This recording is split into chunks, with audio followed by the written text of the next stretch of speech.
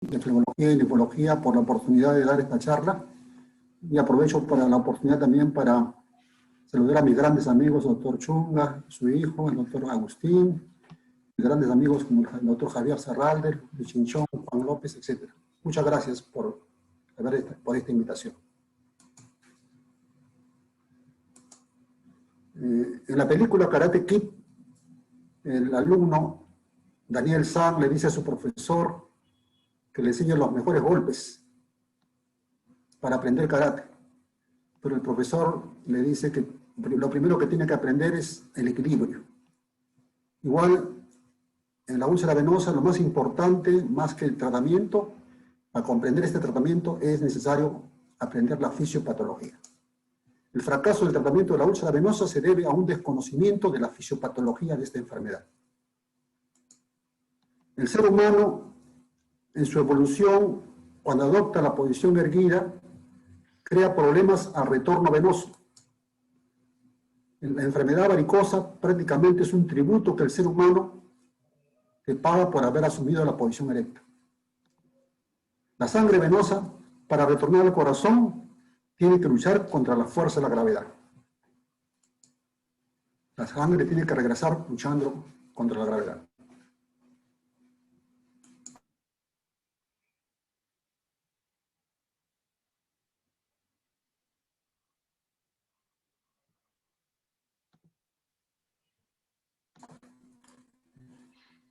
La circulación y por la resistencia. La sangre arterial, las capilares, la sangre venosa, todo forma un circuito cerrado. La función principal del sistema circulatorio es llevar oxígeno y nutrientes a los tejidos y retirar el anhídrido carbónico y los desechos del catabolismo celular. Esta función, la más importante, lo cumple a nivel de la microcirculación, donde las arterias se unen con las venas.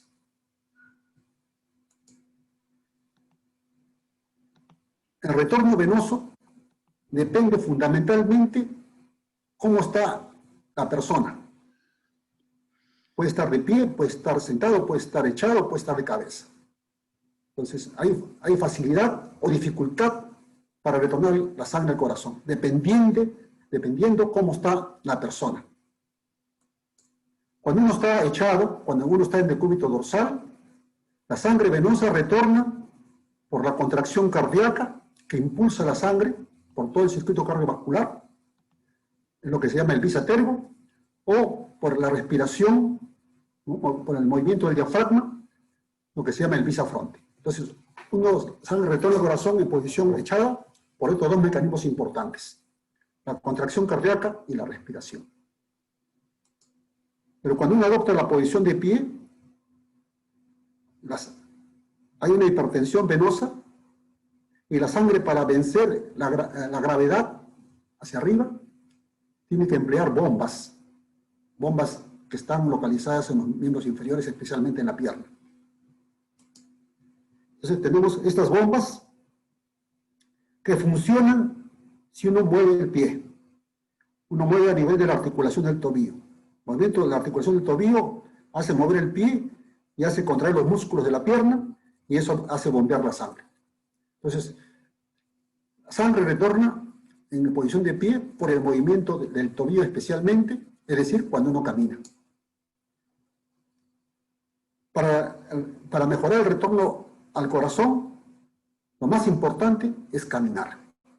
Porque cuando uno camina, mueve la articulación del tobillo y impulsa la sangre al corazón. Tiene que hacer una buena caminata para que impulse la sangre.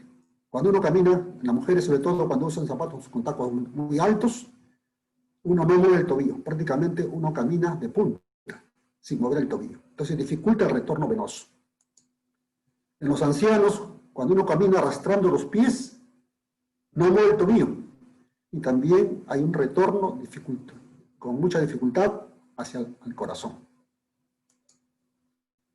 Las personas que trabajan todo el día sentados de pie, o las personas ancianas que están todo el día sentados, crean problemas al retorno venoso.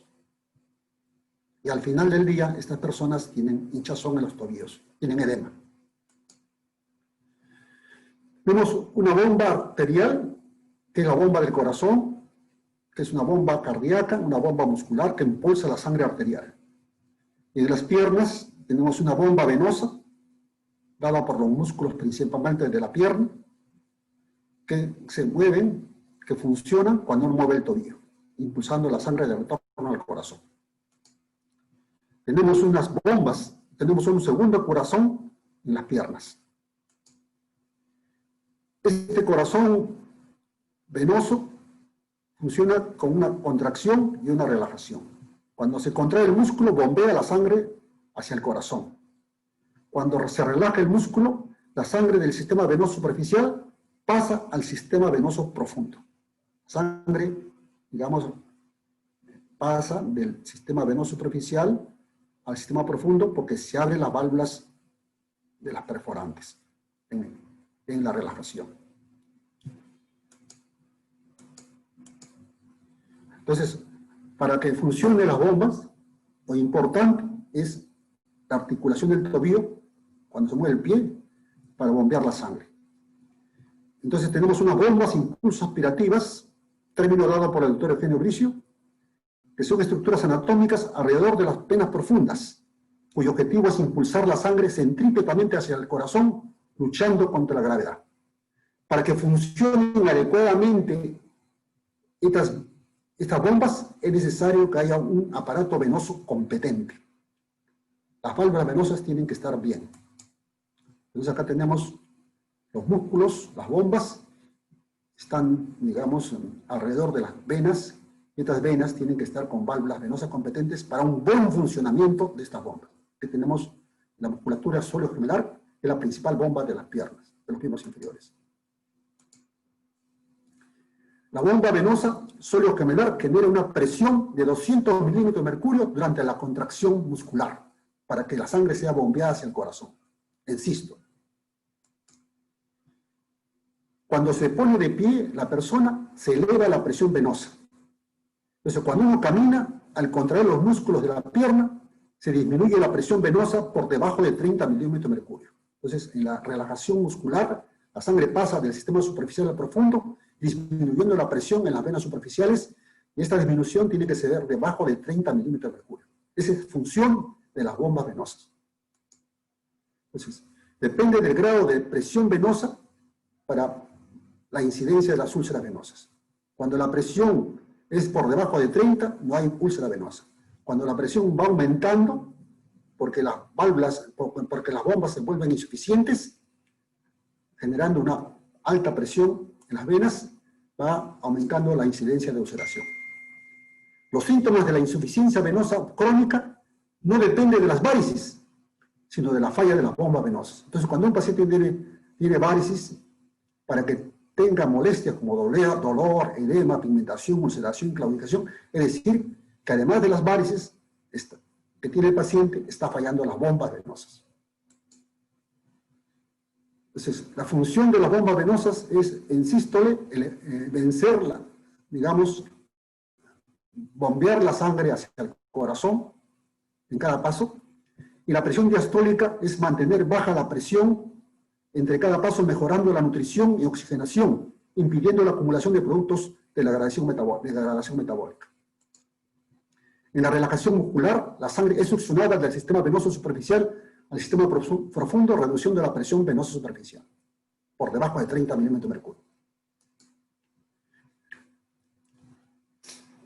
Sabemos que la bomba cardíaca se puede saber cómo funciona por medio del estudio de la fracción de eyección, el estudio de la función ventricular, que generalmente es dada cuando uno estudia con una ecografía Doppler.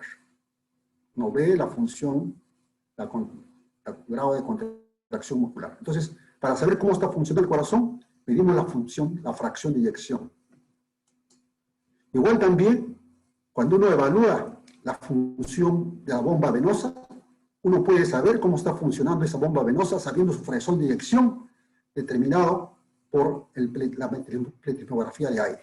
Entonces, por medio de la pletismografía de aire podemos evaluar, así como la ecografía evalúa la función cardíaca, la pletismografía de aire evalúa la función de la bomba venosa. Cuando uno se pone de pie, la sangre tiene un peso. Ese peso se llama la presión hidrostática.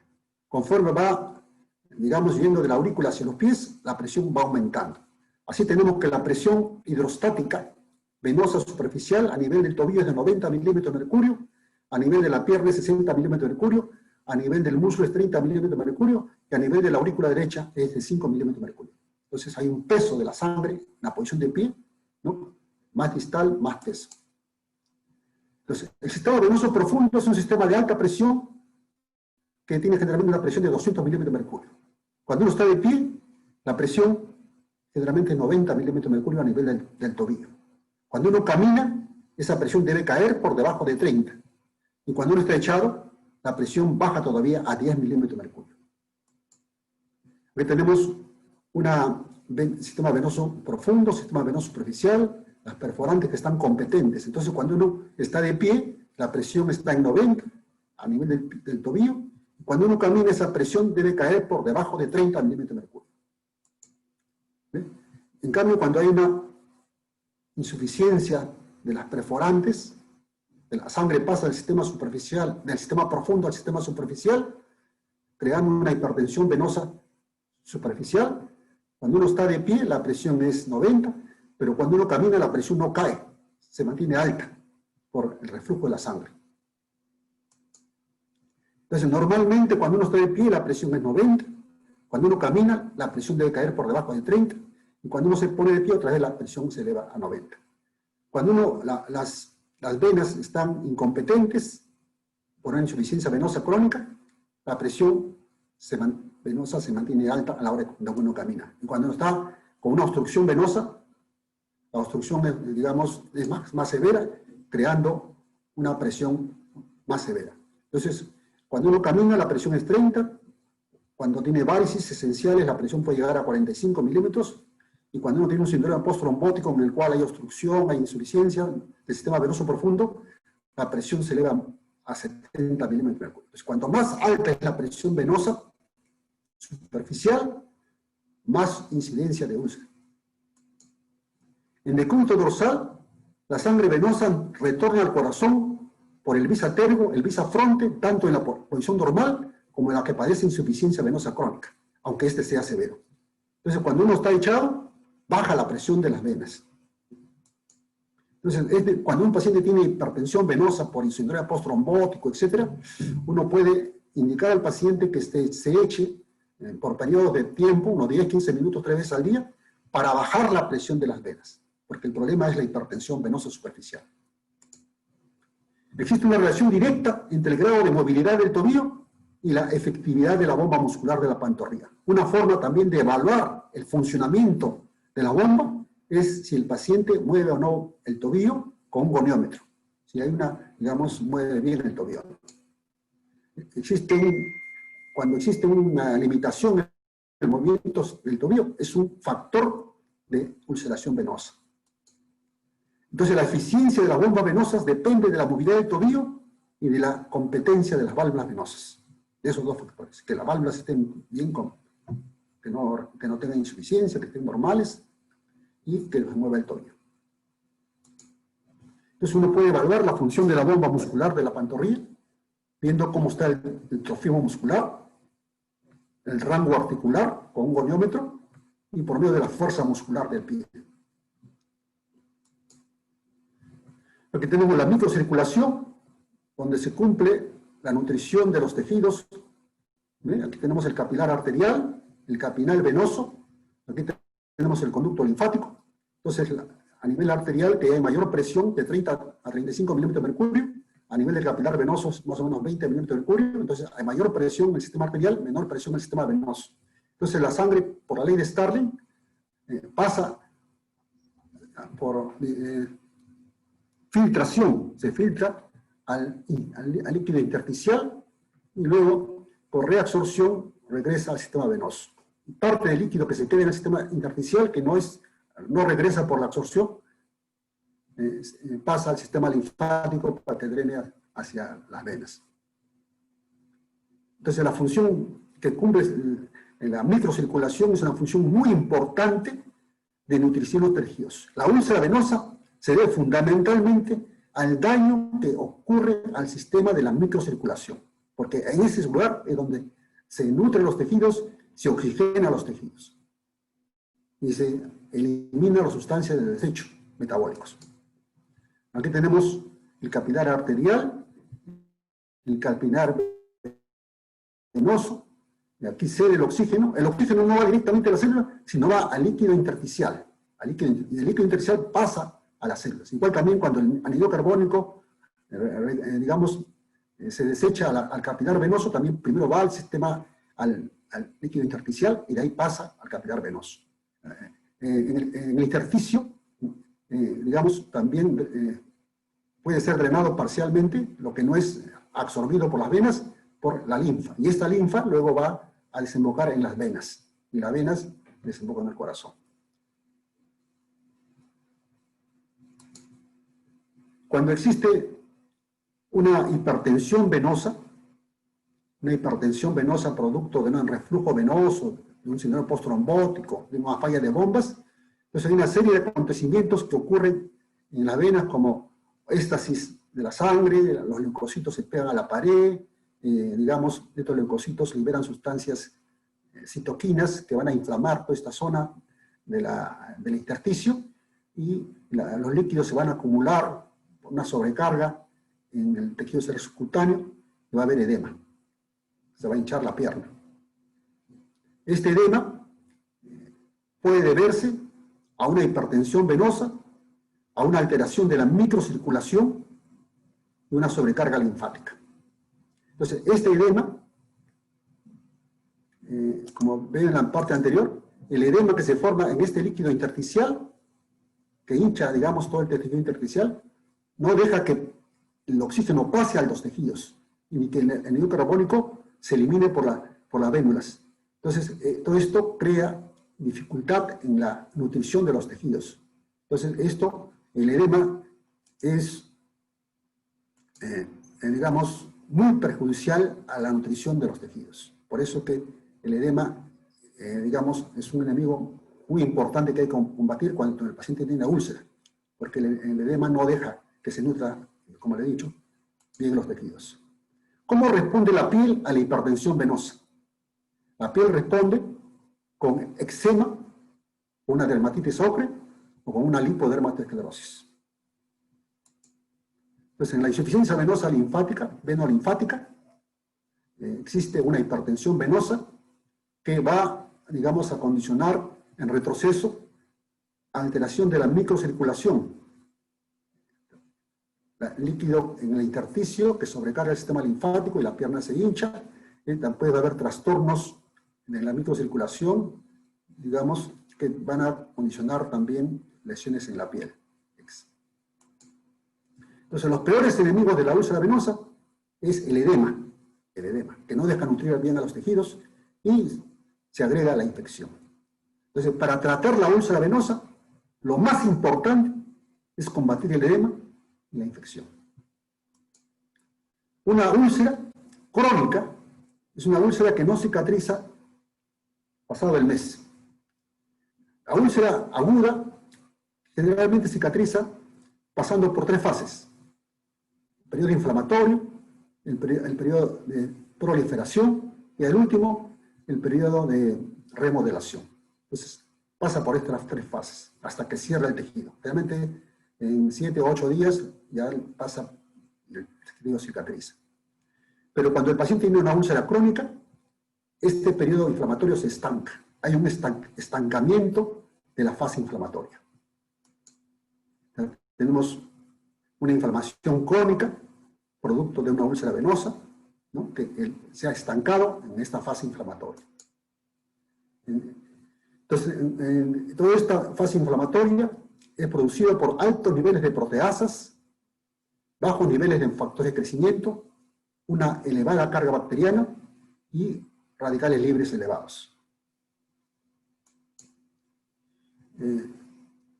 La vena o la arteria tiene 3 capas: la íntima, la capa media y la adventicia. La íntima, además, tiene 2 partes que son muy importantes: el endotelio y el subendotelio. Este endotelio está cubierto por una matriz glucoproteínas dado por el glicocálix.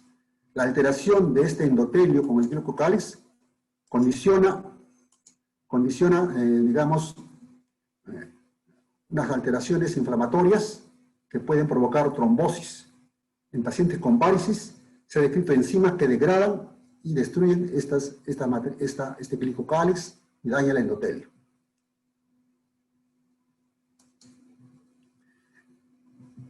Cuando la hipertensión venosa crea problemas a nivel de la microcirculación, estos son los capilares normales, estos son los capilares dañados por la hipertensión venosa, crea oclusión de los capilares funcionantes, una reducción del número de capilares funcionantes, un incremento de la filtración capilar con fugas de plasma y eritrocitos al intersticio, una acumulación de proteínas y eritrocitos en el intersticio. Pues acá tenemos que para la formación de una úlcera venosa hay dos teorías, una teoría del tratamiento leucocitario, en el cual la hipertensión venosa crea una éstasis a nivel de la microcirculación, y esto condiciona digamos, un estancamiento de los leucocitos. Estos leucocitos se comienzan a pegar a la pared, luego se liberan hacia el intersticio.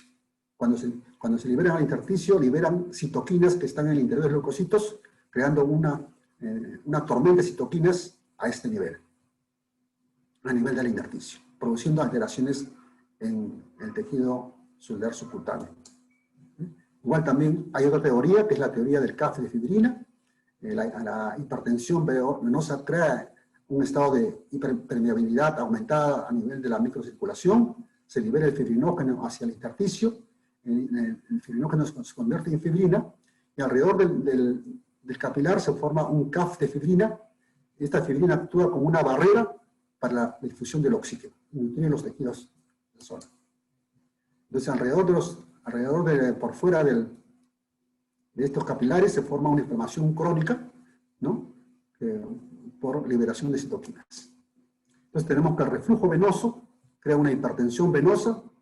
Esta hipertensión venosa crea un aumento de la permeabilidad capilar, hay un edema intersticial, acúmulo de líquido en el intersticio, extravasación de hematíes y leucocitos, el fibrinógeno se convierte en fibrina, hay una inflamación de los capilares, una disminución de esta, trombosis en los capilares, hay linfedema, esto crea hipoxia en los tejidos, dermatitis, anquilos en la articulación de la garganta y úlcera. Entonces hay una serie de alteraciones microcirculatorias que ocurren en la úlcera venosa. Hipertensión venosa, atrapamiento leucocitario, un proceso inflamatorio de estos leucocitos por liberación de citoquinas, hay una reestructuración de la circulación por alteración de estos capilares, una disminución de los capilares funcionantes, un aumento de fibrina pericapilar, un aumento de la presencia de fibroblastos, una apertura de chunks arteriovenosos, en el cual no llega a pasar por la zona nutricional de los capilares, sino pasa directo de la arteria a la vena, creando hipoxia en los tejidos, y presencia y aumento de anticuerpos anticelulares endoteliales. Entonces acá tenemos una úlcera venosa a nivel de la epidermis. Tenemos en la dermis hay una alteración de los capilares, una hipoxia tisular en esta zona, un depósito de fibrina y edema, atrapamiento leucocitario, alteración de los vasos linfáticos, ¿no? Un daño a nivel del tobillo. Sabemos que la úlcera venosa es la úlcera más frecuente de los miembros inferiores. El 80% de las úlceras es de origen venoso. El resto es arterial, por diabetes, traumatismos, otras causas. Pero la causa más frecuente de úlcera venosa, en el 80%, es úlcera venosa. Esta úlcera venosa afecta al 1% de la población adulta, ¿no? Y es más frecuente en la época, digamos, a partir de los 60 años de edad hacia adelante. Y es más frecuente en mujeres que hombres. Cuando nosotros tenemos en una casa una filtración de agua en la pared, no vamos a solucionar el problema pintando la pared, sino tenemos que buscar la causa que está haciendo que filtre la pared. Es igual pasa en la úlcera venosa. Nosotros no podemos tratar la úlcera con una crema, ¿no? Etcétera. Tenemos que buscar ¿Dónde está la filtración del agua? ¿Dónde está produciéndose la salida de esta agua hacia, digamos, hacia la zona de la úlcera? Entonces, en la úlcera venosa no hay que dejarse impresionar por el aspecto de la úlcera, sino lo más importante que uno debe tratar es tratar la causa que está generando la hipertensión venosa superficial. Entonces, la úlcera venosa, su causa puede ser debido a un reflujo de las venas superficiales, generalmente o perforantes, que crea reflujo, varicis, o también puede ser debido a una obstrucción del sistema profundo, o puede ser a que las bombas están alteradas, las bombas venosas. Entonces, la úlcera venosa puede deber a una insuficiencia valvular primaria, varicis, incompetencia de venas superficiales y perforantes, a un síndrome postrombótico, obstrucción del sistema profundo, o a un síndrome de falla de bombas de la pantorrilla. Entonces, estas tres causas pueden desarrollar hipertensión venosa superficial, insuficiencia venosa crónica y al final úlcera venosa, que es el estadio final de la insuficiencia venosa crónica. Entonces, el 70% de las úlceras se deben a la insuficiencia valvular primaria, a las varices. Un 25% se debe a un síndrome postrombótico y un 5% a una disfunción de bombas. Que tenemos unas varices que un 70% causa úlcera venosa. Y finalmente las varices llevan a un reflujo de las superficiales, de las perforantes. La insuficiencia venosa superficial y perforante es la causa más frecuente de úlcera venosa, el 70%. Es la causa más fácil de tratar, pues su etiología puede ser eliminada y su recurrencia puede ser reducida, con un tratamiento de escleroterapia, de cirugía, etc., que trate estas varices.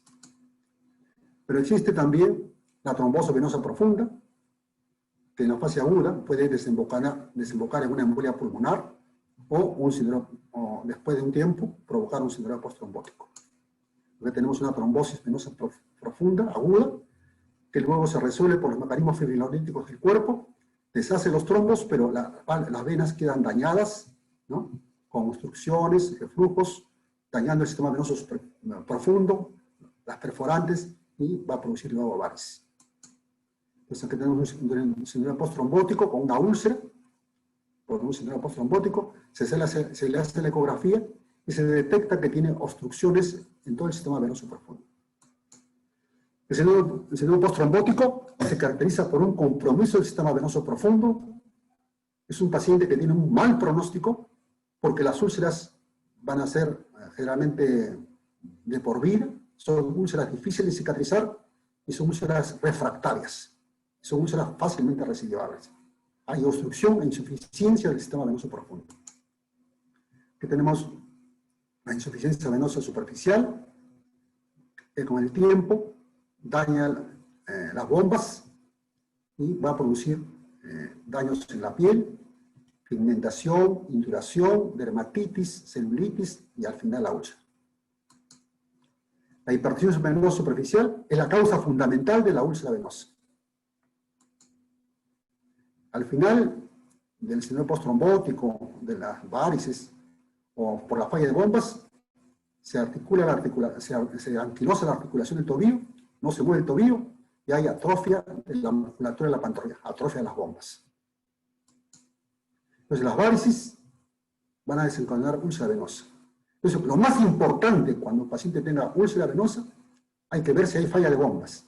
Y podemos diagnosticarla fácilmente si el paciente mueve o no el tobillo. Si mueve bien el tobillo, no hay anquilosis.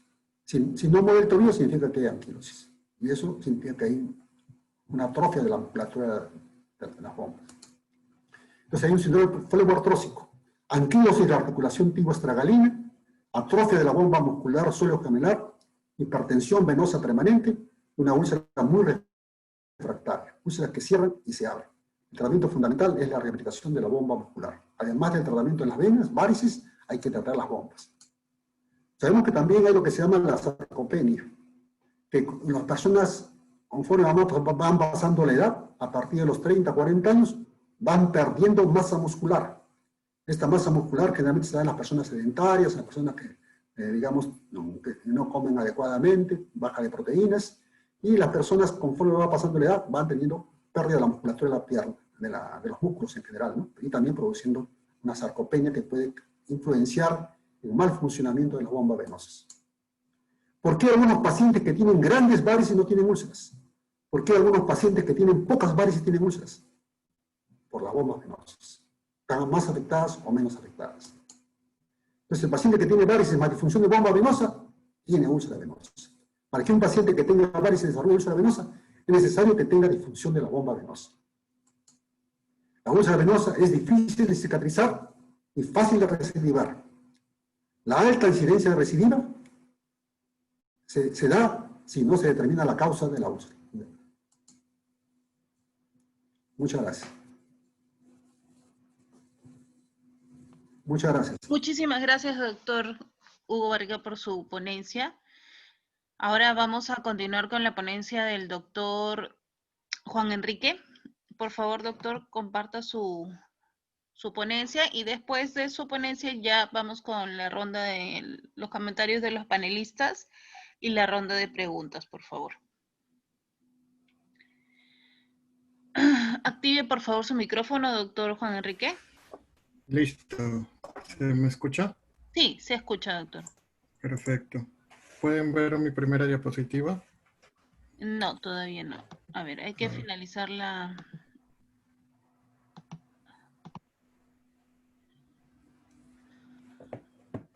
Ya, ahora sí. ¿Sí se ve? Sí. Listo. Buenas noches con todos. Primero agradecer la invitación a la comisión organizadora del primer curso virtual de flebología clínica de la Sociedad Peruana de Flebología y la Asociación Médica de Flebología y Linfología. Mi nombre es Juan Valdivieso, soy médico general, egresado de la Universidad de San Marcos. Un saludo para todos los colegas sanmarquinos que hoy estamos de aniversario. Es para mí muy especial hacer esta ponencia el día de hoy. El día de hoy vamos a conversar acerca del diagnóstico diferencial de la úlcera venosa. Es bastante complicado poder venir después de la ponencia del doctor Hugo Barriga. Que es un gran maestro de la cirugía cardiovascular y que nos ha hecho disfrutar realmente de todas las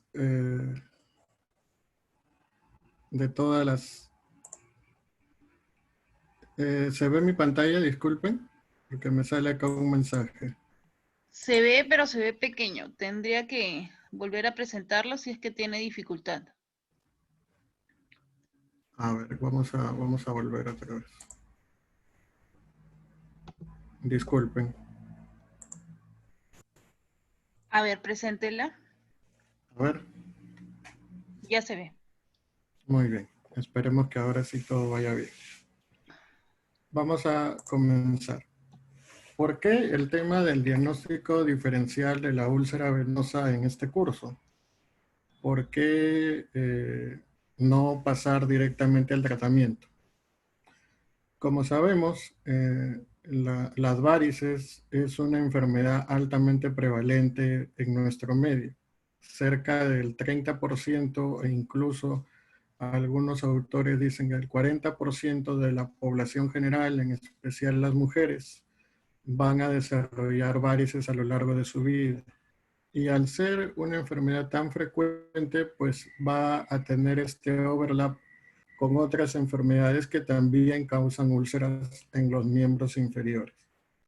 Como podemos ver en esta imagen que me brindó mi tutor y amigo, el doctor Yanesini, podemos ver una úlcera, ¿verdad? A primera vista podría tratarse de cualquier úlcera venosa. Vemos ahí una especie de granulación, unos bordes no tan profundos, pero no podemos ver más allá. Vemos ahora la piel que está cerca a los bordes de esa úlcera y vemos que hay cierta pigmentación. Entonces eso nos refuerza el diagnóstico de úlcera venosa, ¿no? Pigmentación, lipodermatoesclerosis, una úlcera con las características ya mencionadas, pero ¿Qué pasa si vemos toda la pierna del paciente? Podríamos estar ante un caso de lipedema, ¿no? Que generalmente respeta un poco más el pie, que no tiene este compromiso de los dedos del pie clásico, pero también podría ser un linfedema, ¿no? Los linfedemas generalmente son unilaterales, etcétera, y habría que, pues si estamos en un centro avanzado, hacer una linfografía, etcétera, para afinar el diagnóstico. Pero vemos ahora la paciente completa y vemos que clínicamente se podría acercar mucho el diagnóstico a una úlcera por lipedema, ¿verdad? Y también obviamente puede tener su compromiso de insuficiencia venosa crónica, pero estamos claramente ante otro tipo de paciente que al paciente clásico. Entonces, ¿por qué tenemos que desarrollar este tema en el curso? Porque el tratamiento exitoso de una úlcera en el miembro inferior va a depender que diagnostiquemos correctamente la causa subyacente a esa úlcera. Y bueno, esto está en el artículo del doctor Marston, que luego los voy a facilitar a todos para que puedan leerlo. Bien, las úlceras en el miembro inferior son un problema de salud pública a nivel mundial. El doctor Hugo Barriga nos decía que aproximadamente 1% de la población adulta iba a sufrir de úlceras venosas. Y las úlceras en el miembro inferior en general van a ocurrir hasta en un 2% de la población adulta. Sobre todo estos estudios se hacen en países desarrollados.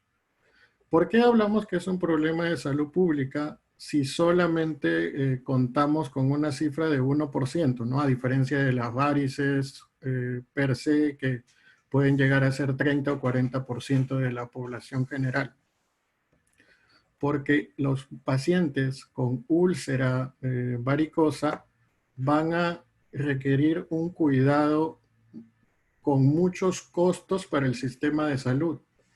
En Estados Unidos se calcula que 15 billones de dólares son gastados al año en pacientes con úlceras del miembro inferior en su tratamiento, ya sea en la emergencia, en la hospitalización o en la consulta ambulatoria y cuidado en casa. Y en el Reino Unido cerca de 1 billón de libras esterlinas son gastadas en el tratamiento de sus pacientes con úlcera del miembro inferior. Entonces, esto es un grave problema para la salud pública en todo el mundo. Debemos recordar que la úlcera, que es esta solución de continuidad de la epidermis, en donde se puede observar la dermis, y que en ciertas ocasiones puede llegar hasta territorio muscular u óseo, es un signo clínico, no es un diagnóstico por sí mismo. Es un signo clínico que es producto de diversas etiologías. Entonces, si bien es cierto, nosotros debemos de ser amos y señores, maestros en el tratamiento de la úlcera venosa y la úlcera linfática, al pertenecer a la Sociedad de Flebología y Linfología, debemos de tener en cuenta que cuando vemos a un paciente con úlcera del miembro inferior en nuestra consulta, esto es un signo clínico que nosotros debemos de brindar un diagnóstico con una evaluación completa y correcta. El 70% de las úlceras de la pierna tienen una etiología venosa. 5% será arterial pura y un 20% mixta, dejando el restante a otras patologías. Algunos médicos, sobre todo en Estados Unidos, hacen la diferencia didáctica de las úlceras de la pierna, quiere decir del tobillo a la rodilla, con las úlceras del pie. Las úlceras de la pierna más frecuentemente venosas y las úlceras del pie más frecuentemente neuropáticas. Aproximadamente el 85% de las úlceras del pie, como veníamos conversando, se deben a neuropatía periférica. Esta neuropatía periférica se puede deber a diabetes, desmielinización, etc. ¿Y por qué es que debemos estudiar nuestro capítulo de úlcera venosa, esta clase y la siguiente muy bien? Porque las úlceras de miembros inferiores en general van a recurrir entre un 50 a 70%. ¿Por qué? Porque no se diagnostica correctamente y no se brinda un tratamiento correcto. Ahí tienen las referencias de todo lo que hemos conversado. Entonces, como hemos visto, hay un grupo mayor en el diagnóstico diferencial de la úlcera venosa. Debemos diferenciar a la úlcera arterial, a la úlcera neuropática como un primer grupo de entidades clínicas a tener en mente. Como siempre, lo primero y lo más bonito de la medicina es realizar un correcto examen clínico que se compone de la historia clínica y del examen físico. La historia clínica, nosotros, como dice el doctor Caprini, un gran maestro, nunca mates a un amigo, nunca cures a un extraño. Quiere decir que nosotros, después de hacer la historia clínica, debemos conocer a nuestros pacientes como si fueran nuestros propios amigos, para de esta manera dar un mejor tratamiento. Las úlceras venosas, como conversó el doctor Barriga, en la historia clínica van a tener episodios de TBP previo, SBs, enfermedad cerebrovascular, abortos recurrentes, obesidad, multiparidad, y vamos a tener esta claudicación venosa, que se denomina al dolor que se desencadena al estar mucho tiempo de pie, ¿no? La localización de la úlcera venosa frecuentemente será en el malleolo medial, como se puede observar en esta fotografía y en esta fotografía de dos de mis pacientes. Aquí ya una úlcera curada, pero se puede ver dónde estuvo la úlcera porque queda una cicatriz. Y aquí una úlcera después de la debridación que hacemos en consultorio, en donde se puede observar toda la base con tejido de granulación y bordes limpios. O sea, esta úlcera así no llegó al consultorio, pero después de que hacemos la debridación, así se observó y les sacamos una fotito. La distribución de las úlceras venosas van a ser en polaina. ¿Qué es la polaina? Es una media que va hasta debajo de la rodilla. Entonces todo esto, pero más frecuentemente en el malleolo medial y en la pierna, como habíamos conversado. El dolor es leve a moderado. Cualquiera de nosotros que ha tenido una úlcera arterial en la consulta sabe que el paciente con la úlcera arterial va a tener un dolor muy grande en comparación con el paciente con úlcera venosa. Vemos acá una úlcera grande, no con mucho dolor de la úlcera, sino de todo su cuadro de hipertensión venosa. Y aquí, este paciente, podemos observar el borde necrótico y con mucho dolor. La morfología de la úlcera venosa, los bordes irregulares, poco profundos, es decir, superficiales, en comparación de la úlcera arterial con la escara necrótica y como si fuera una perforación. La historia clínica del paciente con úlcera arterial va a incluir otras comorbilidades. Por ejemplo, diabetes, hipertensión, dislipidemia, la claudicación clásica arterial intermitente, que quiere decir que camina 200 metros o menos de 200 metros o más de 200 metros y con eso se va a definir la severidad de la claudicación intermitente de la enfermedad arterial periférica. Y el tabaquismo. ¿Un paciente con varices puede tener historia de tabaquismo? Claro, también. Pero son hallazgos clásicos. La úlcera neuropática, por otra parte, más relacionada con diabetes, con síndrome de desmielinización, y ocurre en sitios de presión, como vemos aquí en el talón, más clásicamente.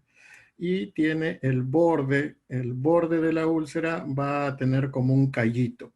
Entonces ahí podemos diferenciar bien estas tres úlceras. La piel subyacente, como habíamos conversado, pigmentación, lipodermatosclerosis, hemosiderina. En el caso de la úlcera arterial, tenemos la piel brillante, delgada, atrófica. Se dice que tanto ya la caída del cabello no ayuda mucho al diagnóstico, pero lo sigo mencionando como una clase teórica.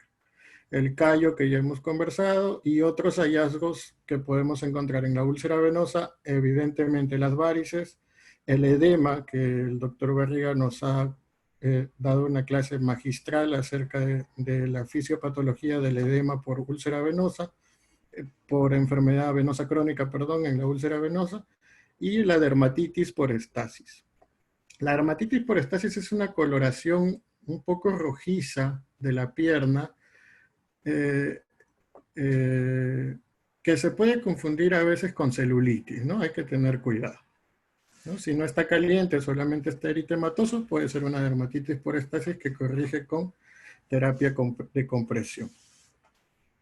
Los pulsos periféricos, como habíamos conversado alguna vez en una reunión de la sociedad, antes de comenzar a curar a un paciente, tengo que saber cómo están sus pulsos, ¿no? Si están débiles o ausentes, la referencia a los colegas correspondientes, cirugía vascular, cardiovascular, para que vean la parte arterial. Tiempo de llenado capilar prolongado, mayor de 3 a 4 segundos, y la palidez a la elevación de la pierna cuando la tengo 45 grados elevada en el consultorio. Por un minuto veo cómo esa piel se vuelve más pálida. Y en la neuropática, obviamente, la sensibilidad disminuida. Los exámenes complementarios, que si bien es cierto, la historia clínica, el examen físico es lo más importante, también los debemos realizar, el ultrasonido Doppler color para la úlcera venosa, para poder descartar que estemos ante un síndrome postrombótico o una trombosis venosa profunda, aguda, ¿no? Y en el caso de la úlcera arterial, el índice tobillo-brazo, cuando hay dudas en el diagnóstico, los colegas vasculares, cardiovasculares, mandarán a hacer un angiotem o una angioresonancia magnética, sobre todo en pacientes ancianos, en donde hay calcificación arterial, y yo veo que es una úlcera arterial, pero me sale un índice tobillo-brazo normal por esta falta de elasticidad de la túnica media de los vasos sanguíneos de estos pacientes. Entonces, la evaluación clínica del paciente con úlcera de miembros inferiores, ¿cómo es que debemos hacerlo? Debemos tener en cuenta la inspección y la palpación. En la inspección, la localización de la úlcera, el tamaño, la forma, la base que hemos conversado muy bien de las 3 úlceras, los bordes, las secreciones asociadas a estas, porque nos van a indicar si es que están infectadas, sobreinfectadas o no, y la periferia, ¿no? Recordemos la imagen del inicio de la ponencia en donde estábamos frente a una úlcera de lipedema más probablemente flevedema, ¿no? Y en la palpación debemos de tomar en cuenta, es muy dolorosa, poco dolorosa, está caliente o no, hay signos de hemorragia, es friable, la consistencia de la úlcera, de los bordes, perdón, la consistencia de los bordes, la friabilidad de los bordes y la del inglés que traduje y me olvidé de ponerle la B chica, a veces me cruzo entre los dos idiomas, la movilidad del tobillo de la pierna. Y como hemos conversado, muy importante la palpación de pulsos. Así que nosotros debemos de ser como Sherlock y tratar de buscar todos los signos con nuestros ojitos y nuestras manitos en nuestro paciente. Ahora un poco difícil hacer una buena palpación debido al contexto que vivimos, pero con el EPP correcto hay que intentar hacerlo siempre. Los exámenes auxiliares, tenemos la ecografía Doppler, siempre con el paciente de pie, ya hemos tenido una clase magistral sobre ecografía Doppler, y la medición del ángulo tobillo-brazo, ¿no? Tenemos acá la arteria braquial con el dispositivo de ultrasonido para amplificar el sonido y el brazalete. Y en el tobillo podemos hacer en la arteria dorsal pedia, la pedia dorsal y la tibial posterior. ¿Cómo se mide el índice tobillo-brazo? Vamos a apuntar en la parte de arriba del numerador el valor más alto de la presión sistólica en el tobillo y en la parte del denominador el valor más alto de la presión sistólica braquial. Por eso es índice tobillo-brazo. Vemos acá los valores en ejemplo. Si hubiera tomado los valores menores, un valor menor, el valor menor, por ejemplo, de la arteria pedia dorsal del pie, me hubiera salido 0.57. Y tomando el valor correcto, que es el mayor, que es 120, me sale 0.8. Con 0.8, feliz, puedo hacer mi tratamiento sin ningún problema. Entonces, aquí está la referencia. Entonces vamos a repasar un poco los valores normales del índice tobillo-brazo. De 0.8 a 1 es una enfermedad periférica leve y se puede aplicar compresión, terapia compresiva, pero con precaución. Y si me sale mayor a 1 y menor a 1.3, le puedo aplicar la terapia compresiva a los valores que yo desee, ¿no? Nivel 2, nivel 3, nivel 4, dependiendo de la cantidad de hipertensión venosa que tenga mi paciente. Si sale menor a 0.5, la enfermedad arterial periférica es severa y no se debe hacer terapia compresiva, terapia de compresión. Para resumir esta diapositiva que le he hecho un poco en desorden, pido disculpas. Si sale 0.7 o menos, referencia a nuestros colegas cardiovasculares. Entonces, en nuestro consultorio debemos de ser capaces de ofrecer un diagnóstico completo a nuestros pacientes, al menos de estas 3 entidades que son las más frecuentes, que me van a llevar a tener un 95% de diagnóstico, un 95% de éxito en el tratamiento. Las causas menos frecuentes. Si nosotros nos dedicamos a la parte de la flebología, como les conversé en la primera diapositiva, pues tenemos que tener en cuenta que nuestros pacientes pueden tener otras enfermedades y pueden tener otras causas de úlcera en el miembro inferior, teniendo además insuficiencia venosa crónica. Entonces, nunca nos debemos de cansar de buscar estos otros diagnósticos como House, ¿no? House y su equipo a veces hacían cosas de la ficción fuera de la ciencia médica para encontrar estos diagnósticos diferenciales. No seamos tan extremos, pero es un buen ejemplo para recordar que no nos debemos cansar de buscar estos otros diagnósticos diferenciales. Bien, en estas diapositivas vamos a compartir una serie de imágenes y vamos a conversar un poco acerca de cada diagnóstico diferencial poco frecuente, pero que en estos cortos 3 años y tratando ya más de 1000 pacientes con varices me he podido encontrar. Tenemos las úlceras por daño físico. Puede ser por quemadura, por frío, por irradiación, por trauma, o las úlceras facticias que el paciente se autoinflige daño, y las úlceras por presión que se da en zonas de elevación ósea, ¿no? Zonas de presión ósea, como en esta parte del malleolo externo, ¿no? También tiene una pigmentación alrededor. Esto podría ser también un paciente con insuficiencia venosa crónica y que con una piel mala ha tenido, puede ser un trauma o una presión y se le ha formado su úlcera, ¿no? Que va a ser difícil de sanar por el contexto de la piel. Las mordeduras de araña frecuentes en ciudades, tanto en ciudades como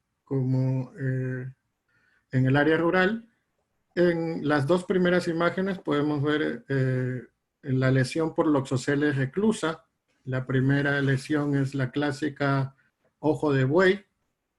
Y en la segunda imagen se puede ver ya la úlcera necrótica, ¿no? Que puede parecer una necrosis post-esclero, ¿no? Entonces también un diagnóstico diferencial, las mordeduras de araña. Pero obviamente si no hay antecedentes, etcétera, no viene el caso. Y la loxoceles laeta, que da el loxocelismo cutáneo con esta necrosis y halo perilesional clásico.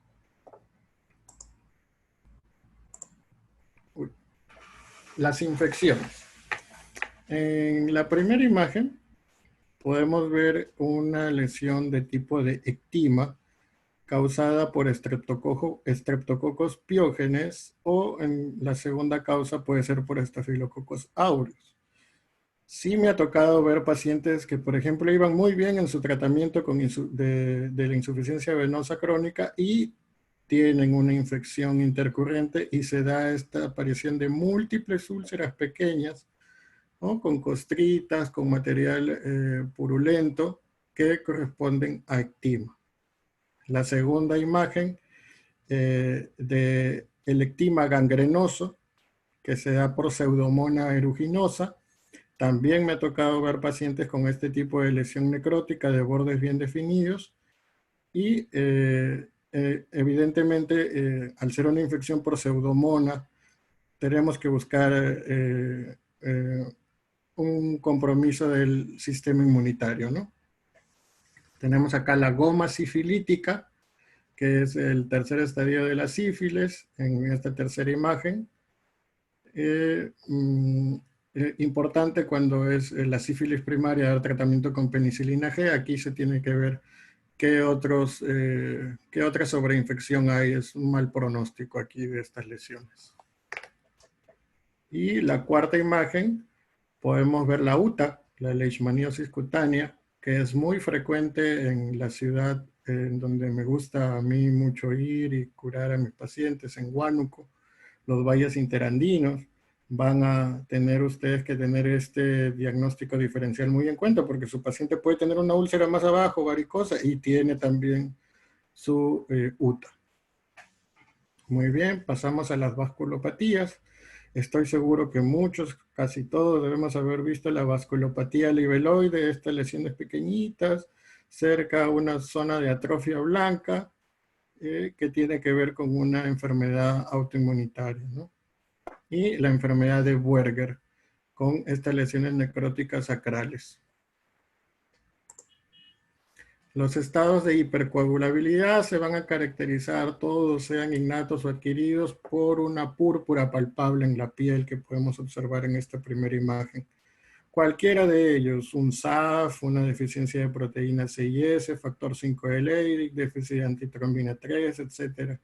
Lo peor que podrían hacer en un paciente con un estado de hipercoagulabilidad es hacerle escleroterapia, porque le van a hacer una necrosis post-esclero muy, muy grande, inmensa. Así que por favor tengan en cuenta estos diagnósticos diferenciales para saber cuándo inyectar y cuándo no. Los desórdenes vasooclusivos, que a diferencia de los errores en el sistema de la coagulación, se deben más a enfermedades sistémicas que dan oclusión de los vasos sanguíneos. Por ejemplo, la calcifilaxis, que es muy frecuente en pacientes renales, ¿no? Con enfermedad renal crónica terminal. Podemos acá ver las tres primeras imágenes, corresponden a tipos diferentes de calcifilaxis, y que se relaciona también a la livedo reticularis, que vamos a conversar en la siguiente cajita. Y la tercera imagen, vemos la crioglobulinemia tipo 1, que se da en las zonas del dorso del pie, mayormente. Muy bien. Vamos a la vasculitis. Las vasculitis pueden ser de vaso pequeño, vaso mediano, vaso grande. Generalmente las que dan úlcera en el miembro inferior son las de vaso pequeño y mediano. Las de vaso pequeño y mediano se ven acá, las lesiones purpúricas, como la púrpura de Jenosch-Shockley, la vasculitis reumatoide, que son la primera y la segunda imagen respectivamente. La crioglobulinemia mixta, la tercera imagen. La cuarta imagen, la poliarteritis nodosa, con su clásico eritema nodoso. Aquí podemos ver, ¿no?, las lesiones. Y tanto la granulomatosis con poliangitis, perdón, acá se me fue la E, y el lupus eritematoso sistémico se pueden presentar con esta red de pescar a flor de piel eritematosa conocida como la livedo reticularis. El pioderma gangrenoso, que se va a dar primero una lesión eritematosa y luego purulenta. Su etiología no está muy clara, pero la clave es que son úlceras con pus, ¿no? Hay que tenerlo en cuenta, es un diagnóstico de exclusión. La necrobiosis lipoídica, que puede darse en pacientes con diabetes mellitus. Las paniculitis, como aquí vemos en la primera imagen, la necrosis grasa pancreática, que generalmente se da por NM de páncreas y en algunos casos de quista pancreática también. El eritema indurado, una vasculitis nodular en esta segunda imagen, y el eritema indurado de Bazin se escribe, que está relacionado a tuberculosis cutánea. Somos peruanos, tenemos que tener en cuenta este diagnóstico diferencial porque nosotros somos campeones en tuberculosis. Sí me ha tocado ver alguna vez a un paciente con eritema indurado de Bazin. Las neoplasias, en general, puede ser cáncer de células escamosas, carcinoma de células escamosas, carcinoma de células basales, la segunda imagen, el linfoma cutáneo de células B y T. Generalmente estos no los vemos, no lo vamos a ver, pero lo que sí me ha tocado ver es pacientes con sarcoma de Kaposi y también úlcera venosa. Entonces tenemos que hacer un trabajo en conjunto con los dermatólogos, con el médico internista para ver las causas de este Kaposi y su tratamiento en equipo. Y la esclerosis sistémica, que se presenta con úlcera generalmente en el pie. Acá vemos en el malleolo interno, ya casi llegando al pie. Enfermedades hematológicas como las hemoglobinopatías, la anemia drepanocítica es muy importante, ¿no? Tenemos un paciente de raza negra, en la altura, y con úlcera, y puede ser una anemia drepanocítica, ¿no? Y los casos de trombocitosis esencial, etc. Ahora que todos estamos usando heparina, anticoagulantes, bueno, hidroxiúrias para los linfomas, para las leucemias, perdón, hay que tener en cuenta que los fármacos también pueden causar úlceras. La hidroxiuria, la primera imagen, la warfarina, la segunda imagen, y la heparina, la tercera imagen, ¿no? En el caso de la heparina, que es bastante interesante porque ahora se está usando bastante, es por una reacción cruzada al factor 4, ¿no? Es una especie de desencadenante autoinmune que ocurre con la heparina. Y las metabólicas, tenemos la calcinosis cutis, la primera imagen, ¿no?, depósitos de calcio, y tenemos también la gota, ¿no? Acá vemos la gota. Esta no conseguí una imagen de una úlcera, pero puede ser un paciente con gota que hace su úlcera. Cada vez se usan menos los epónimos en medicina, pero tenemos que conocer estas entidades. La úlcera de Martorell, que es la úlcera hipertensiva, ¿no? Un paciente que le estamos tratando su insuficiencia venosa crónica, cerramos la úlcera porque también se puede tratar con terapia compresiva y a la semana se vuelve a abrir. Uy, ¿qué pasó? Si está usando su venda, su media, ¿y por qué se abrió?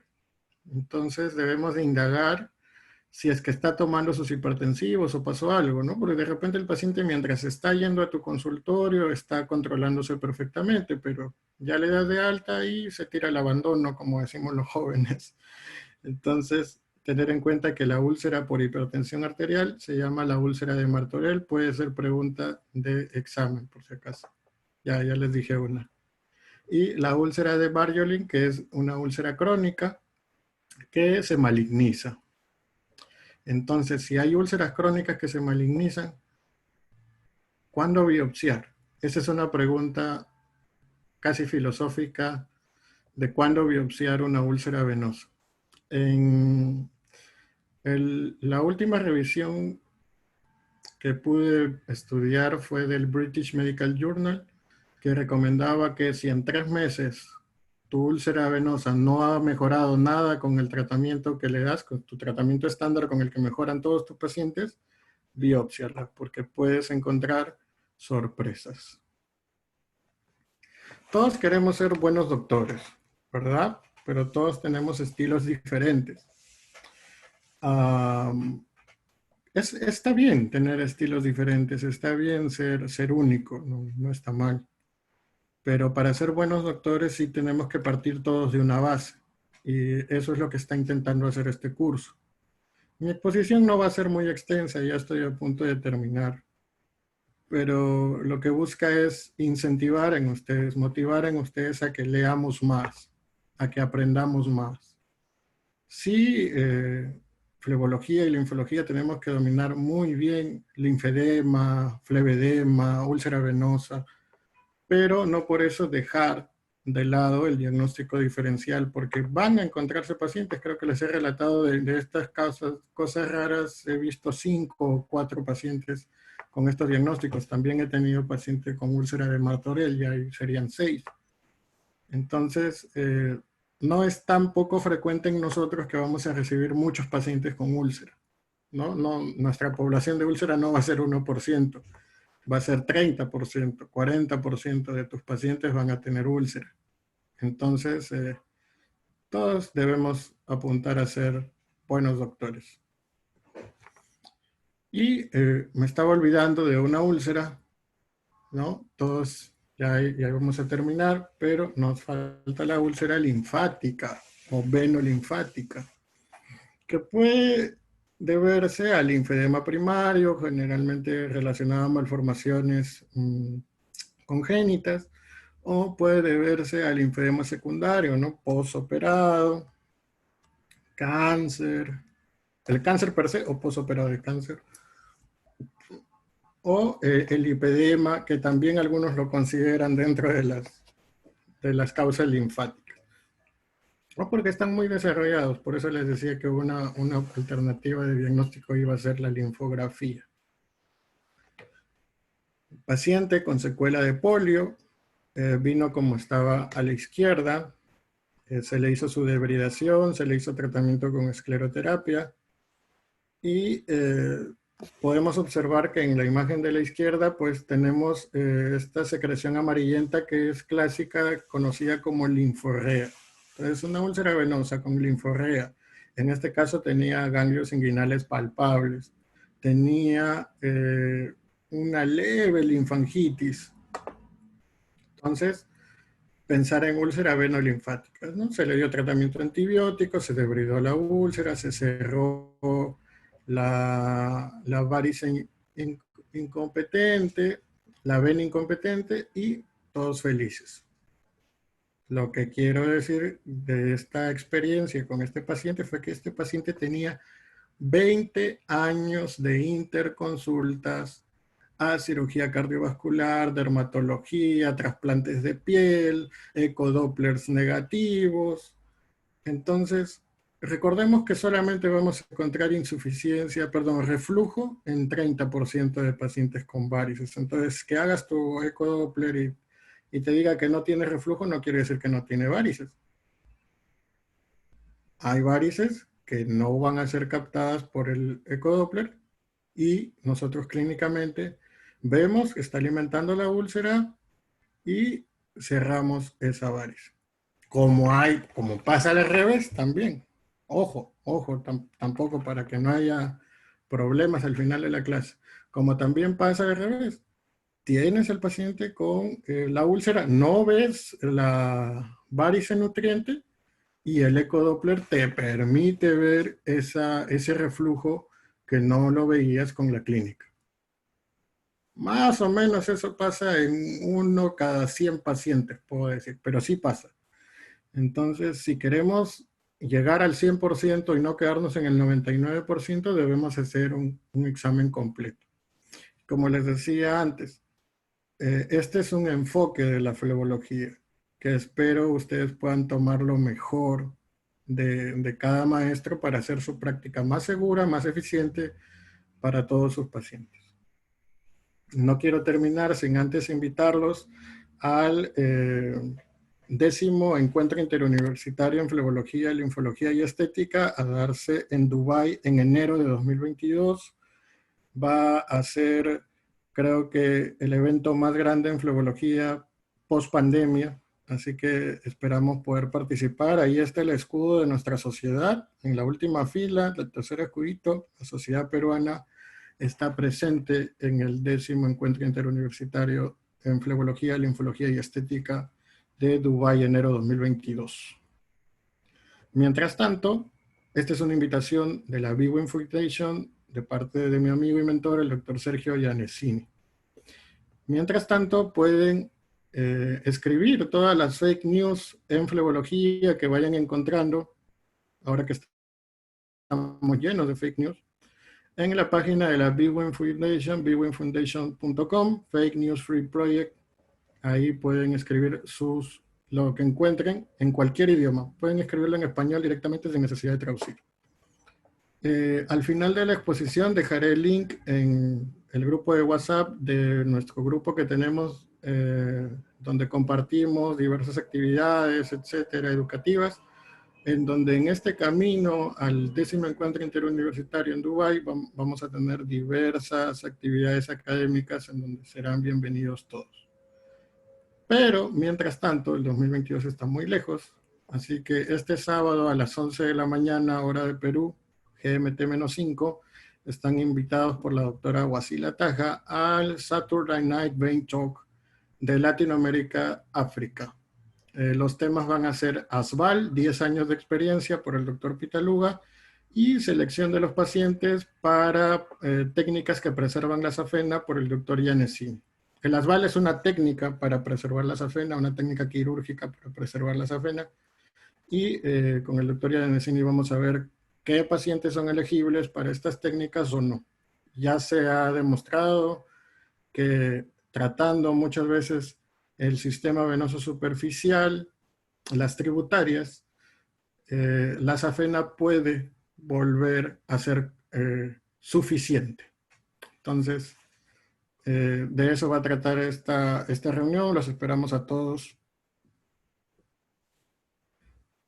Siempre en mi última diapositiva agradezco a mis pacientes porque son los que me permiten ser médico, ¿no? Nosotros somos los que somos por los pacientes. Pero esta vez quiero rendir honor a mis mentores, a mis maestros. En la primera foto, mi tío, el doctor Beto Chunga, fue fundador de esta sociedad junto al doctor Juan Chunga, maestro, presidente de honor, presidente fundador, creo que nos está viendo. Acá sí debo declarar mis conflictos de interés. Los dos son mis tíos, los quiero mucho y me han enseñado muchísimo de medicina. Mi tío Beto me dio una clase en la universidad y mi tío Juan me enseña desde el primer año de la carrera a cómo ser un buen flebólogo. Espero que la exposición haya hecho honor a mis dos maestros. Y en la foto de arriba, mi mentor actual, mi amigo, el doctor Sergio Yanesini, en el Congreso de Córdoba el año pasado. Y bueno, el doctor Tesari, que me enseñó la escleroterapia guiada por ultrasonido, y mi maestro, el doctor Mosky, con el que pude perfeccionar todas las técnicas de terapia de compresión. Y esta foto es para motivarlos. ¿Se acuerdan de la foto del inicio? Si se hace un buen diagnóstico, en este caso tuvimos que volarnos la safena con escleroterapia, porque soy escleroterapeuta con mucho orgullo, como grandes maestros, el doctor Chunga, el doctor Rosli, el doctor Pedrasoli, papá, hijo, la doctora Trooper, el doctor Sánchez, el doctor Ferrari Trooper, el doctor Kach. Hay muchos que tratamos las varices con escleroterapia, todas las varices, ninguna se nos va a escapar con escleroterapia. Y creo que debemos reivindicar la técnica cada vez que podamos, con orgullo, con alegría, con humildad también. podemos conseguir resultados muy bonitos como este. Yo generalmente me olvido de tomar fotos porque en el modo campaña hay muchos pacientes, pero sin embargo, ahora con todos los consensos que han salido, es mandatorio ya tomarle fotos a todos los pacientes y lo vamos a hacer más. Muchas gracias a todos por escucharme, les deseo una buena noche y vamos a los comentarios de nuestros grandes panelistas. Gracias. Muchas gracias, doctor Valdivieso, por su ponencia. Bueno, ahora vamos con los comentarios de nuestros panelistas, como ya lo había anunciado el doctor Valdivieso. Comenzamos con el doctor Javier Zarralde, que lo veo ahí. Doctor, active su micrófono, ahí está, perfecto. ¿Qué tal? Muy buenas noches a todos. Muchas gracias por la invitación en participar. Es un honor participar con la sociedad peruana, ¿verdad, amigos? Y bueno, creo que va a ser así toda la vida. Bueno, los felicito a los ponentes, excelentes tópicos, muy buenas presentaciones. Y efectivamente, yo parto de que siempre hay que hacer nuestro diagnóstico diferencial, ¿verdad? Porque en muchas ocasiones, hablando de úlcera venosa, pues número uno, sí, sabemos que la mayor parte de nuestros pacientes con úlcera van a tener una etiología venosa. Y bueno, a lo mejor podemos diferenciar muy fácilmente del arterial, ¿verdad? En paciente con isquemia. Sin embargo, creo que también necesitamos agregar, ¿verdad? El contenido de una úlcera linfática, ¿sí? Y aquí es cuando necesitamos recordar un punto muy importante, como incluso, porque una cosa es cuando vemos un paciente con linfedema, hace una úlcera, bueno, no nos queda la menor duda. Pero vamos a tener un gran número de pacientes que incluso van a tener una úlcera mixta, una úlcera venolinfática, ¿sí? Sabemos perfectamente el caminito que hay, ¿verdad? De la insuficiencia venosa al linfedema. Todo empieza por una insuficiencia venosa y finalmente también va a aterrizar en una insuficiencia del sistema linfático. ¿Por qué? Porque vamos a tener tanta éstasis, vamos a tener tanta fuga, ¿sí? Del agua del plasma, de proteínas, ¿verdad? ¿Hacia dónde? Al intersticio. Y entonces es tanta la cantidad que hay que el sistema linfático se vuelve insuficiente para poder regresar todo esto, este líquido del tercer espacio. Y entonces es aquí cuando estaríamos hablando, pues, de que una úlcera, pues finalmente tiene un componente mixto, ¿verdad? Venolinfático. Incluso nos va a tocar pacientes, ustedes los van a ver y van a decir, oye, pero lo estoy comprimiendo, va muy retardado en la cicatrización, ¿sí? Y creo que aquí no hay que olvidarnos de este componente linfático que llega a ser muy frecuente. Ustedes lo van a ver. Estas úlceras también que se estancan mucho, asociadas con mucho edema, ¿de acuerdo? Muchas veces incluso hay que contribuir también con terapia linfática descongestiva, tal vez algún drenaje linfático, modificar un poquito en los vendajes, ¿verdad?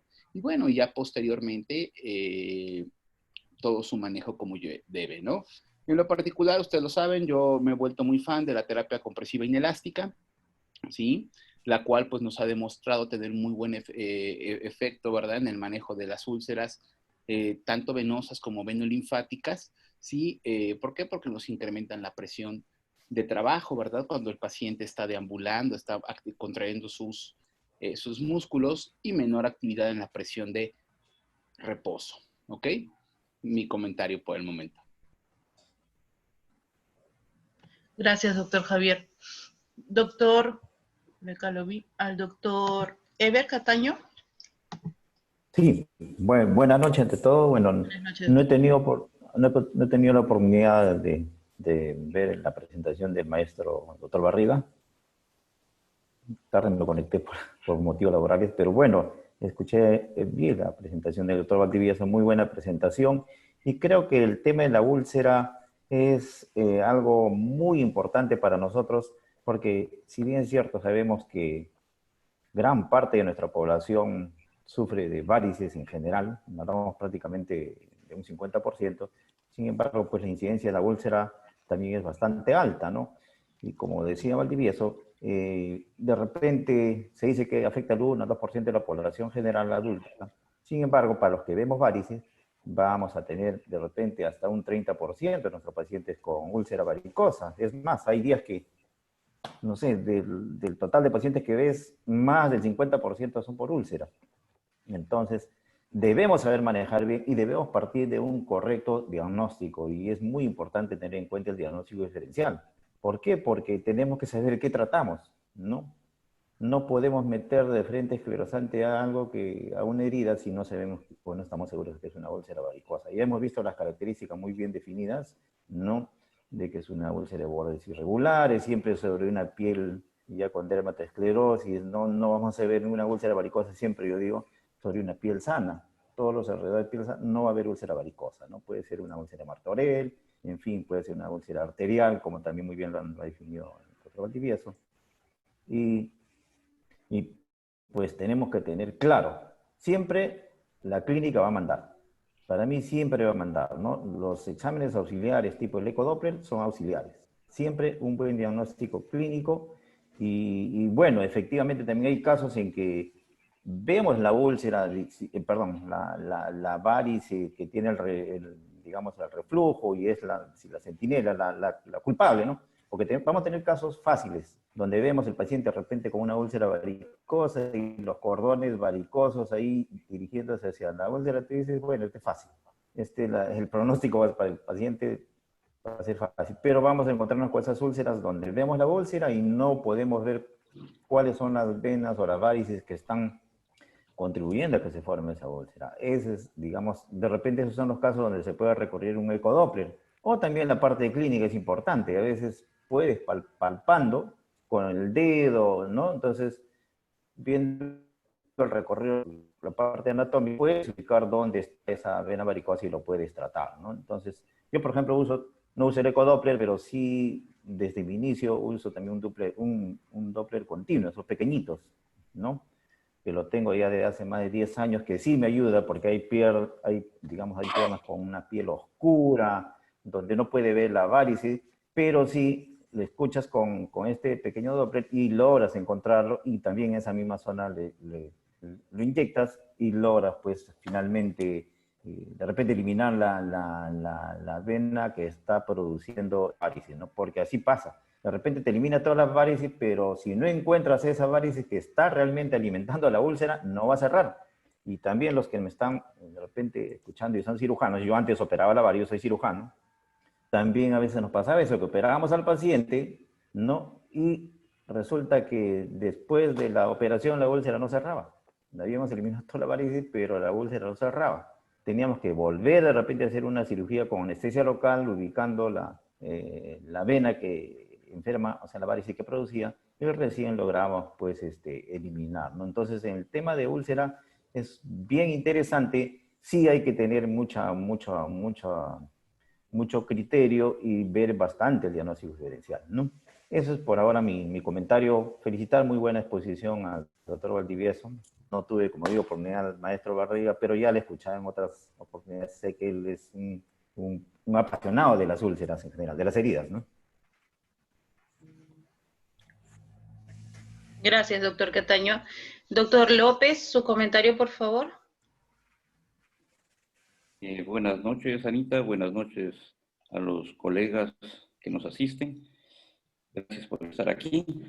Bueno, aquí hay algunas cosas que hay que ver realmente. Excelente la ponencia del maestro, el doctor Barriga. Excelente la ponencia del doctor Juan Valdivieso. Muy claras, muy precisas. Algo que dejó, hay algunas cosas que siempre tenemos que ver para hacer un tratamiento bueno, para que tus resultados sean los mejores que puedes tener. Como dijo el doctor Barriga, una úlcera venosa siempre tiene hipertensión venosa. Eso es algo que debe tener. Una úlcera venosa tiene hipertensión, si no, no se abre. Entonces, hay que buscar el reflujo, hay que buscar la obstrucción o hay que buscar la falla de bomba que pueda tener. Eso es lo primero que uno debe hacer. Cuando uno repara en un paciente, para que yo pueda darle lo mejor, tengo que saber dónde está la falla.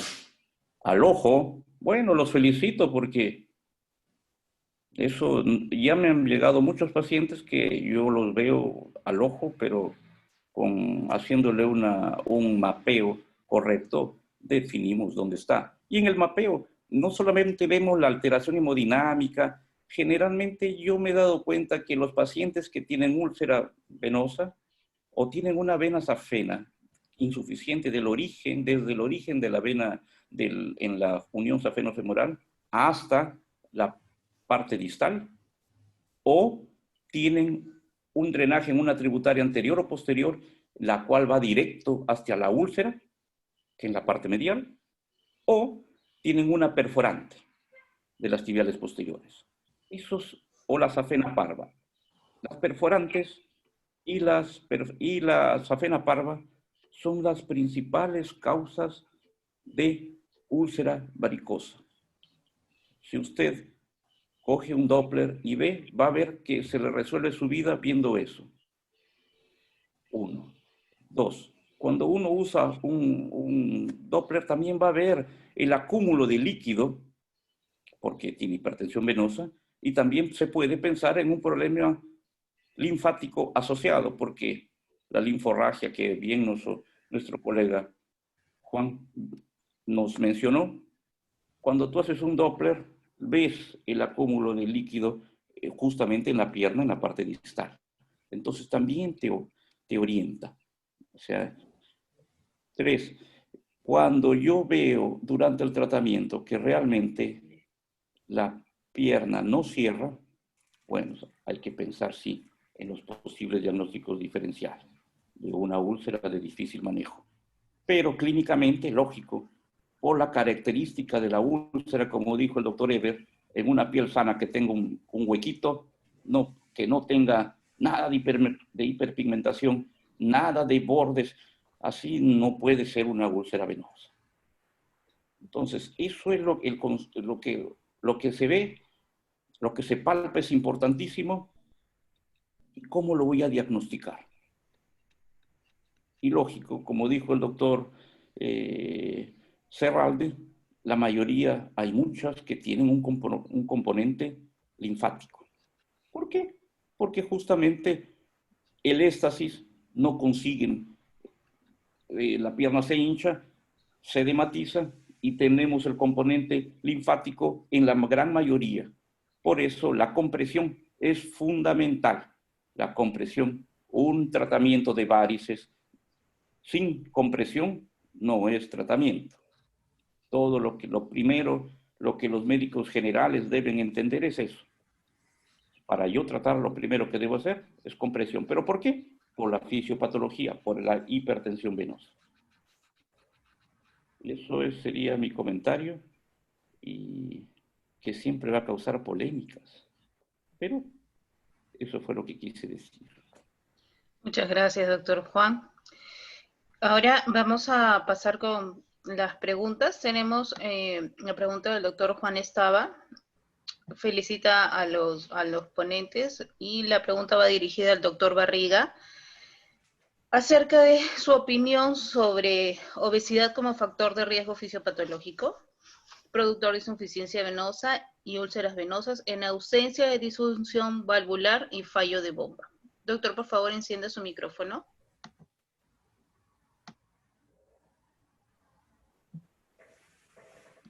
¿No? Sí, se escucha. Bueno, yo pienso que la obesidad es un factor muy importante para la úlcera venosa, porque la obesidad generalmente se acompaña de varices y generalmente también de falla de bombas. Es frecuente que los pacientes que tengan una obesidad, digamos, falle también la musculatura, ¿no? Entonces esto contribuye a la producción de las úlceras. Entonces el tratamiento hay que tratar también de bajar de peso, ¿no? Y mejorar ejercicios, sobre todo los ejercicios de resistencia, que son los que mejor contribuyen al desarrollo de la musculatura de la pierna.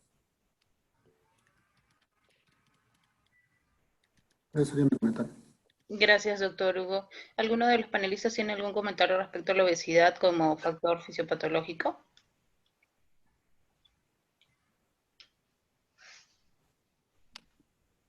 Doctor López.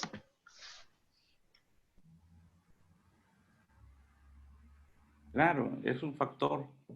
Es un factor dependiendo del grado de obesidad. A mayor grado va a tener mayor compromiso, mayor compresión, mayor hipertensión venosa.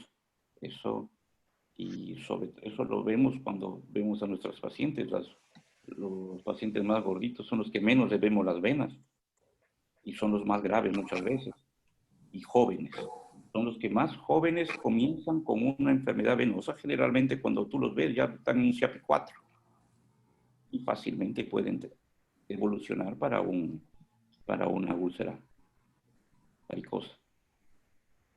Entonces, como dijo el maestro Barriga, disminuir el peso es una medida de prevención. Gracias, doctor, por su comentario. ¿Algún otro comentario al respecto? Pasamos a la siguiente pregunta. Yo. Sí, doctor Valdivieso. Bien, sí, la pregunta del doctor estaba, remarca que ausencia de disfunción valvular y de fallo de bomba. Entonces, me acaba de venir a la mente una ponencia del doctor Fidor Luri, en donde señala, ¿no?, los estudios en donde se va a encontrar solamente insuficiencia valvular, ¿no?, y reflujo aproximadamente en un 30% de pacientes, ¿no? Va a haber un 70% en donde no se va a poder encontrar. Y nos compartía que la insuficiencia venosa crónica es una enfermedad también con un componente inflamatorio muy alto. Entonces ahí podemos encontrar la relación entre obesidad y varices y esta insuficiencia venosa crónica en ausencia de falla valvular y falla de bomba, ¿no? En el componente inflamatorio que comparten ambos, ¿no? Y vemos, por ejemplo, ahora en COVID-19 los pacientes con obesidad son los que peor van porque tienen más inflamación. Entonces, con las varices también, los pacientes con obesidad son los que peor van o los que van a tener un curso tórpido si es que no se le aplica un tratamiento intensivo que obviamente requiera bajar de peso, etcétera, por no solamente el componente físico de aumento de peso, aumento de presión, sino también por el componente inflamatorio. Eso nada más. Gracias. Muchas gracias, doctor, por su comentario. Ya tenemos al doctor Malay Patel, que él siempre nos pide disculpas por el tema de la conectividad. Doctor Malay.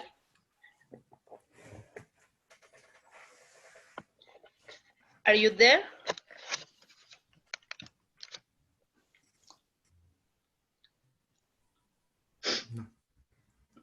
No. Doctor. No,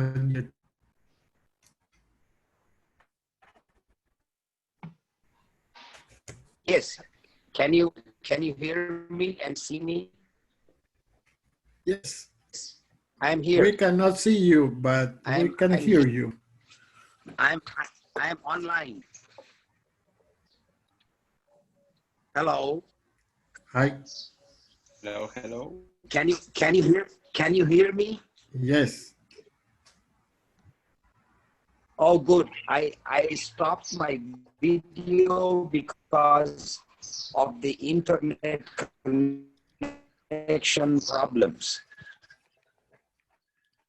Yes, I am so happy. I am so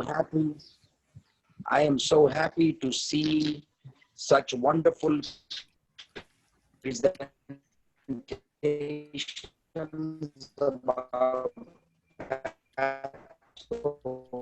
physiology of ulcer. Venous ulcers on the leg are due to, and this is where we, do you want to translate now?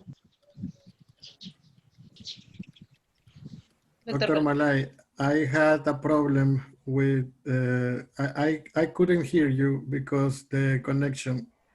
Maybe we can try if you can write your comment because it's really hard to make a translation with such a poor connection.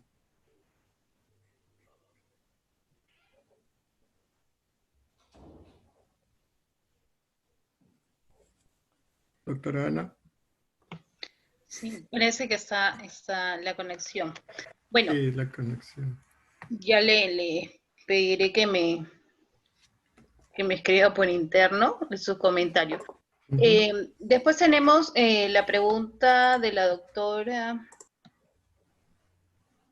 Aquí está. La pregunta de la doctora Yuri, si existe el origen mixto en una úlcera por reflujo y por falla de bomba, se puede observar las dos fisiopatologías. Doctor Barriga.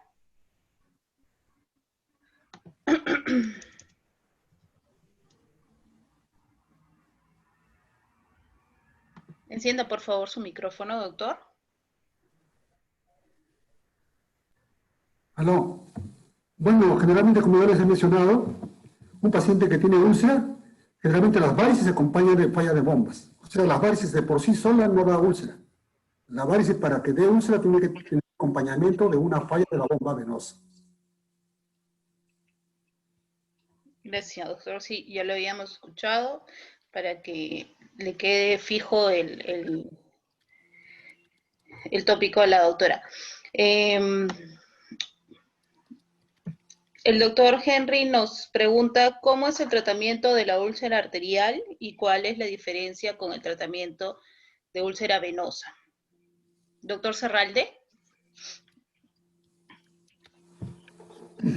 Sí, ya, ¿me escuchan? Sí, se escucha, doctor. Ah, ok. Bueno, en primer lugar, si tenemos una úlcera inducida por hipertensión arterial, ¿me dijo? ¿O hipertensión venosa? El tratamiento en ambos casos. Ah, bueno, pues si habláramos que es un paciente, ¿no? Como en los casos de Martorell, cuando tenemos una úlcera por hipertensión arterial, pues en primer lugar hay que controlar nuestra hipertensión, ¿de acuerdo? De hecho, esto, bueno, aquí en nuestra experiencia lo hemos visto, por ejemplo, en pacientes nefrópatas, ¿de acuerdo? Que sabemos que son pacientes, por ejemplo, con insuficiencia renal crónica, que están con sus hipertensiones muy descontroladas.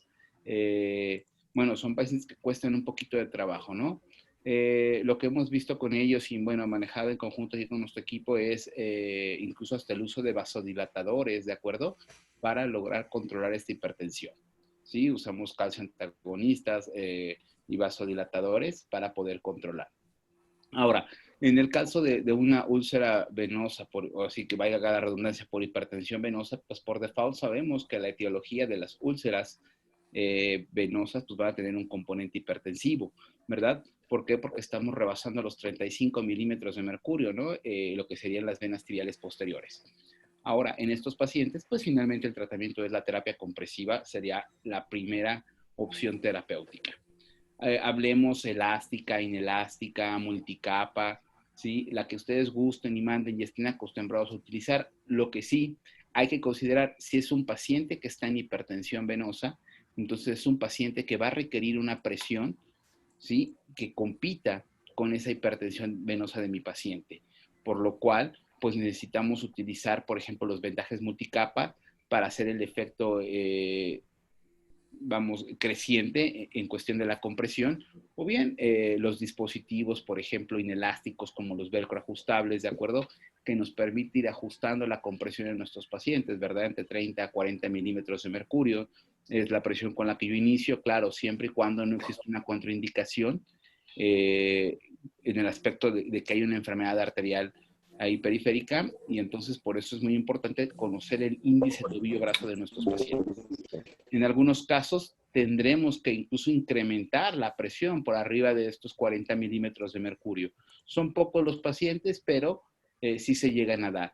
Y bueno, y retomando un poquito el comentario anterior que hicieron, hemos podido ver que en los pacientes con obesidad, ¿verdad? Ya cuando están en un índice de masa corporal que nos indica una obesidad de segundo grado o una mórbida, son los pacientes con los que más llegamos a batallar precisamente en la cicatrización de estas úlceras. Gracias, doctor, por su respuesta. Doctor Malay. Yes, can you hear me now? Yes. Yes. Oh, thank you. Thank you. That's so great. I mean, I feel so happy. You know, Peru is such a great nation and you had such wonderful talks.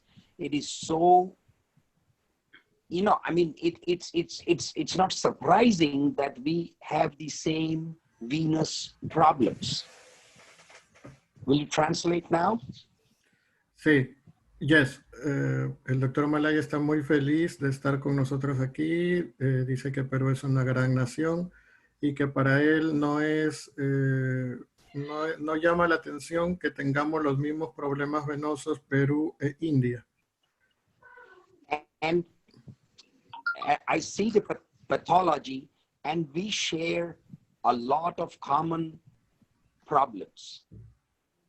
Yo veo las fotografías que presentan y tenemos muchos problemas en común. And it is, I will make a comment. Y haré un comentario. That basically look for reflux in a perforator, or look for reflux from a perforator that is connecting to some varices and causes an ulcer. Voy a hacer un comentario que debemos de buscar una perforante que cause el reflujo y la hipertensión venosa que genera estas úlceras. And Peru has a great tradition of sclerotherapy. You have a great lineage of sclerotherapy, and I think that is a very cost-effective way of treating venous ulcers and venous reflux. Y Perú tiene una gran historia, un gran linaje en el tratamiento con la técnica de escleroterapia, y para el doctor Malay, esta técnica es gran costo efectiva para el tratamiento del reflujo que ocasiona estas úlceras venosas. My suggestion is that to make sclerotherapy most effective, always use ultrasound guidance. This will change your outcomes and make them so much better.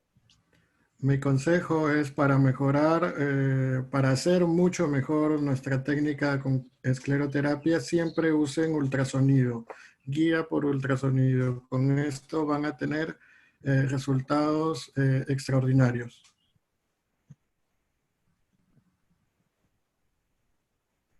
Thank you, and I will end my comments here. Muchas gracias. Thank you, Dr. Malay.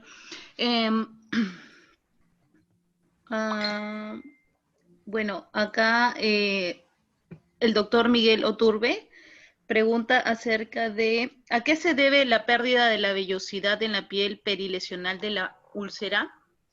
¿Quién desea responder la pregunta? Bueno, eso generalmente se debe a un problema arterial. Un paciente que tiene un problema arterial, la falta de circulación arterial produce pérdida de vello. O sea, cuando hay hipoxia en los tejidos, no hay vello. Entonces, cuando uno tiene vello, significa que existe una buena circulación arterial. Falta de vello, una mala circulación, una mala nutrición de los tejidos. Gracias, doctor. ¿Algún otro comentario respecto de la pregunta de la vellosidad? ¿No? Bueno, pasemos a la siguiente pregunta, disculpen.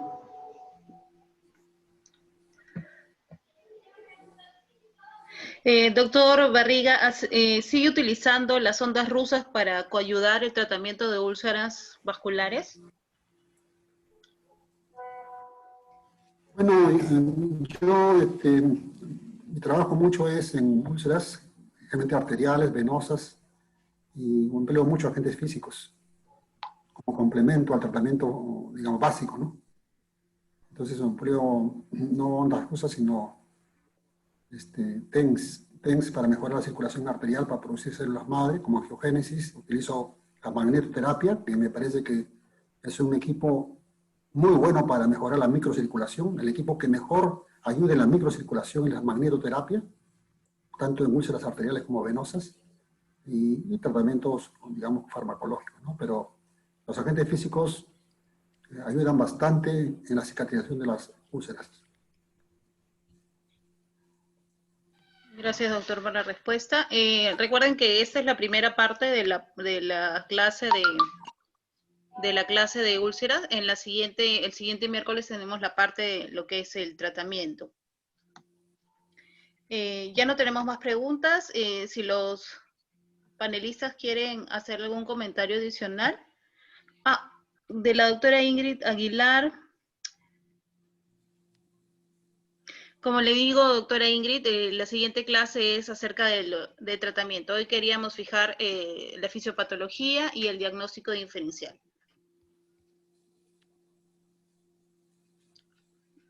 Doctor Serralde, su mensaje de cierre, por favor.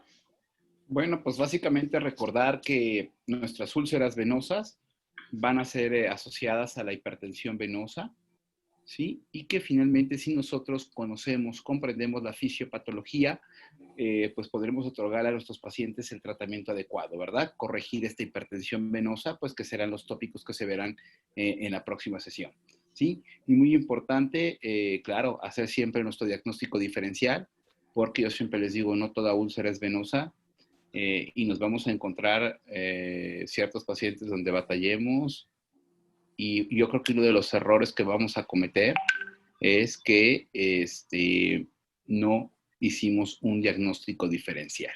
Y no olvidar conocer nuestro estado arterial, ¿verdad? Con nuestro índice tobillo-brazo. Y bueno, yo me despido agradeciendo mucho la invitación al comité organizador, a la Sociedad Peruana, a mis amigos del Perú, y espero pronto estarnos viendo y siempre estaremos a la orden. Muchísimas gracias, doctor Javier. Para nosotros también es un placer y un honor que esté participando con nosotros. Doctor Cataño, su mensaje de despedida.